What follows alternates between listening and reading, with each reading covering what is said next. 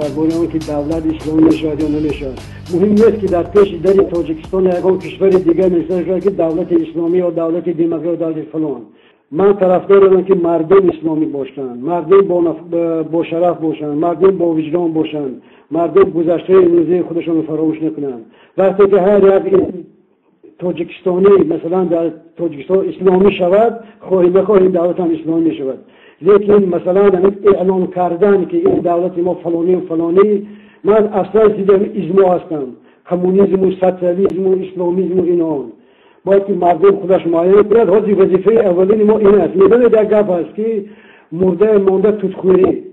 وقتی ما میبینیم که کودکان ما نان خوردن ندارند، وقتی ما میبینیم که بهترین جوانمردان ما در چه مثل غلام در خارج کار میکنند، وقتی که ما مکتب نداریم، وقتی که ما دارو نداریم، وقتی که ما طبیب نداریم، وقتی که ما راه نداریم، وقتی که ما برق نداریم، ما از چیهای گم میبینیم که اصلا بچه همون غیر میماند. از ما همون ضرب مثال به خاطر میبینیم که مرده ما توتخوری.